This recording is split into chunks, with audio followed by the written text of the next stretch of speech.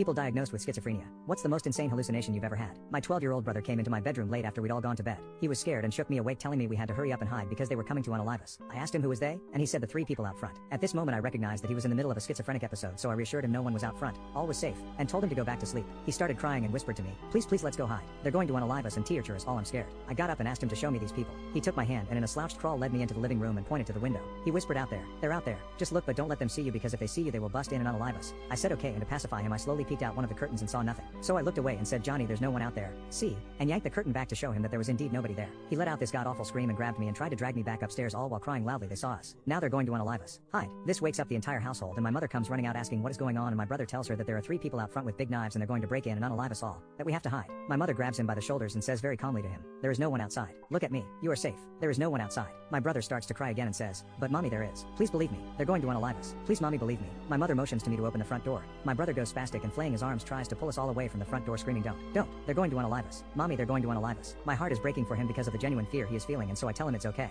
I promise if I open this door and you see those people I will slam it shut and we'll run and hide, okay? But if I open the door and we don't see these people you have to stop crying and go back to bed, okay? In a tearful nod he says yes and then hides behind my mother as we all gather around the door. Just to be safe I peek out the front door blind and see no one, so I slowly open the door and he shrieks a whimper and I open the door wide and see nothing. We all look and there really is nothing. As I start to unlock the screen door, our huge German shepherd that's out at night comes up on the porch steps wagging his tail, excited to have late night company. I turn to my brother and say, see if there were people out here, don't you think Chief would eat them? And we all give a nervous laugh as my brother shakes his head in agreement. I unlock the screen door and let my dog Chief in to love on my brother for a few seconds. Suddenly my brother looks over at the screen door and freezes. I see it and say, remember, there is no one out there. And my brother in a forced whisper says, they are hiding behind the tree. Don't look. They think we can't see them. Hurry, shut the door. I again remind my brother that he said there was no one out there, and he again starts to cry and says, but they're hiding behind the tree. I didn't see them, but I do now. They're still there. Frustrated, I said, okay, if they're there, what do they look like? And he proceeds to say the big guy in the middle is wearing jeans and a black leather coat. He's holding an axe and smiling great big at me. The other man is shorter and wearing jeans and black boots like a motorcycle guy wears, and he has a hat on over long dirty blonde hair, and the woman is wearing a long dress and a floppy hat with long black hair, and she has a knife too. The short guy has a gun. Then urgently he whispers, I think they saw us. We all quickly turn to look out and I say there's no one there. And I open the door and send Chief back out saying, get him Chief, get him. Chief gladly bounces back outside only to look around confused like what am I supposed to get? My brother says again in a whisper, they saw us. Then he lets out this scream, shut the door. They're coming. Shut the door. I look out and see nothing, and Chief has decided that he's had enough of this game and goes and lays down by the front steps guarding the entrance. My mother looks beyond frustrated and extremely tired. We've got school and work in the morning, and here we are at 3 a.m. struggling with my brother's mental illness. Somehow though what we are suffering through doesn't compare to what he is suffering in his mind, and all I can do by that time is watch my mother cry as she hugs my brother.